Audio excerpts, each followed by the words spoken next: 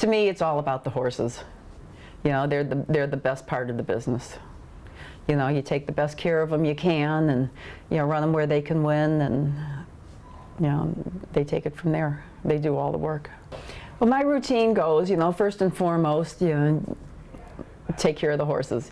You know, you come in the morning and, you know, do the walkthrough, and just, you know, you almost got your fingers crossed that like nobody got sick overnight, nobody got loose overnight, that your help's all there and sober enough to work, and you know, then you have a cup of coffee and say, okay, here we go.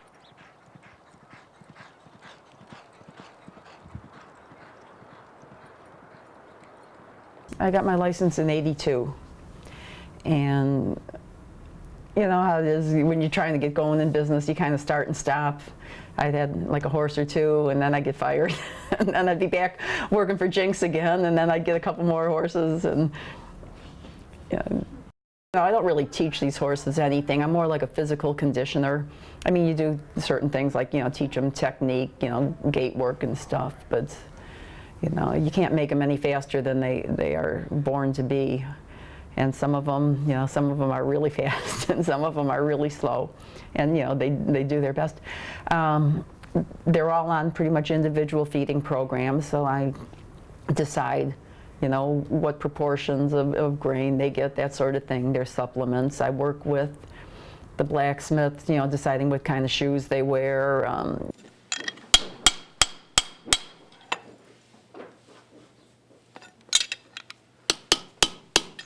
Some of these guys, you know, still gallop their own horses, still, you know, pick up the pitchfork and stuff, and I've been there, done that.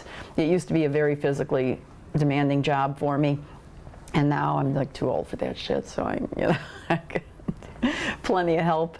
But the mental, you know, gets you, and the worry, because horses are like little kids, you know, if there's a nail sticking out this much, they're gonna cut their eye on it, or you know, they get sick, they get hurt, and you know, you just worry about them constantly.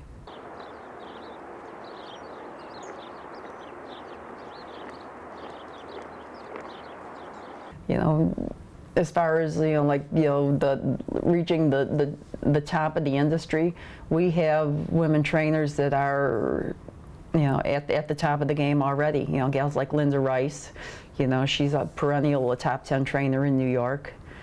And like I said, Kathy Walsh ran a horse in the Derby. You know, Janine Shahadi has won a Breeders' Cup. You know, there's, you know, we play on the same level as the men anymore. Every race, every day, you've got women trainers competing here, you know, in the standings. And, you know, believe me, when these guys pick up an overnight, they don't say, oh goody, I'm in against Michelle, or oh good, I'm in against Tammy. They're like, oh shit, I'm in against Tammy, you know. There's something to laugh about every day. I mean, there's things to cry about some days too, but, you know, that's the best part of this business is no 2 days are ever the same. You do get to know them, yeah, and believe it or not, they're all different. They all have their own, you know, kind of quirks and habits and personalities, and you know, I spend a lot of time just kind of sitting there looking at them. You know, my favorite time is in the evening when everybody leaves and they're eating. I love to just sit there and watch my horses eat. You know, it's kind of peaceful to me. I've been very blessed to have a job that I get up every morning and I'm glad to go do.